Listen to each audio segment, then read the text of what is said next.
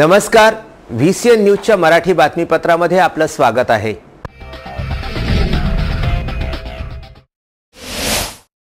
Chandur railway तालुक्यातील घुईखेड येथील रहिवासी असलेल्या रमाबाई वरघट यांचे घुईखेड स्टेट बँकेमध्ये खाते आहे। त्या घरकुल योजनेच्या लाभार्थी असल्याने या खात्यामध्ये त्यांना घरकुल योजनेचे पैसे आले की नाही याची खात्री करण्याकरिता त्या सोमवारी घुईखेड स्टेट बँकेत गेल्या होत्या। परंतु कॅशियर जितेंद्र मिरगे यांनी पासबुक प्रिंट न करून देता थेट महिलेच्या अंगावर फाडून फेकून अपमानजनक वागणूक दिली। यानंतर सदर महिलेने तळेगाव पोलीस स्टेशन गाठून लेखी तक्रार देखील केली। तसेच बँक व्यवस्थापकांकडे या घटनेची तक्रार देखील करण्यात आली। कुठल्याही प्रकारची कारवाई न करण्यावर गावकऱ्यांनी ताला ठोको आंदोलनाचा इशारा दिल्याने वरिष्ठांनी चौकशीला प्रारंभ केल्याचे समजते। यामध्ये त्यांनी कॅशियर मिरगे यांना कार्यालयातर्फे सक्तीवर पाठविण्यात आल्याची माहिती घुईखेड स्टेट बँकचे प्रभारी व्यवस्थापक देशमुख यांनी दिली आहे।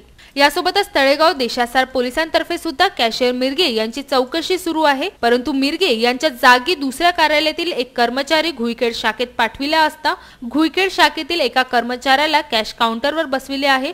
मात्र जास्त अनुभव नसल्यामुळे बँकेत ग्राहकांची मोठी रांगच रांग बघायला मिळत आहे। यामुळे ग्राहकांना या गोष्टीचा नाहक त्रास सहन करावा लागत असून दुसऱ्या नियमित कॅशियरची नियुक्ती करण्याची मागणी गावकऱ्यांतर्फे होत आहे। या प्रकरणामध्ये अधिक माहिती देण्यास बँक व्यवस्थापक टाळाटाळ करीत दिसून आले। VCN न्यूज करिता चांदूर रेल्वे येथून शेजाद खानची बातमी।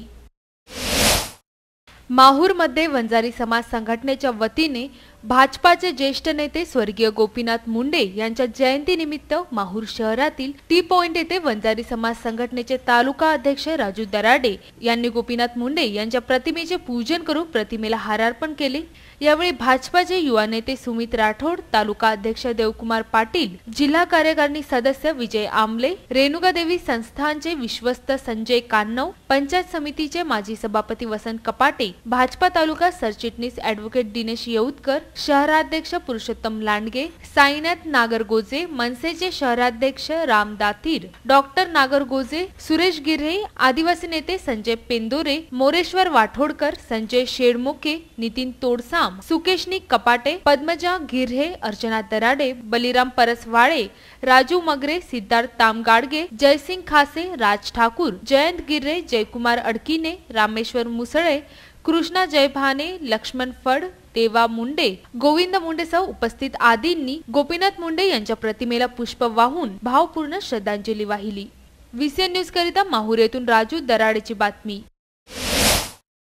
महसूल विभाग व पोलीस प्रशासनाच्या हातावर तुरी देऊन मध्यरात्री रेते अवैध उत्खनन तालुक्यात 15 दिवसांपासून सुरू होते। शासनाने रेती माफियांवर कठोर कारवाई करावी असे आदेश देऊन सुद्धा कारवाई करण्यात आली नव्हती। 15 दिवसांपूर्वी चांदूर रेल्वे येथील उपविभागीय अधिकारी यांच्या वाहनावर रेती तस्कराने ट्रक चढविला होता।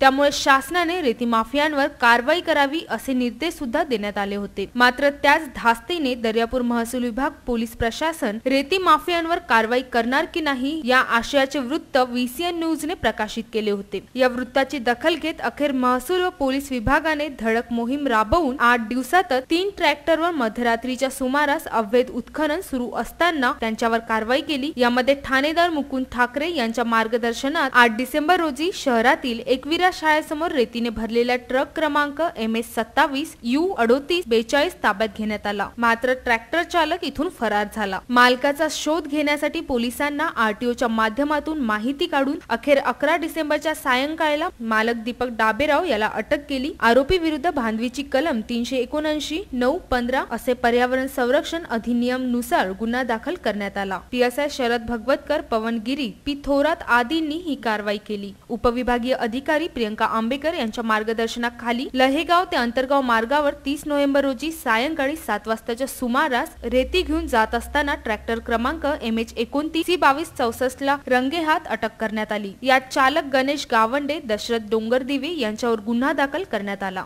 VCN न्यूज करिता दर्यापूर येथून किरण होलेची बातमी। इथे वेळ झाली आपली रजा घेण्याची।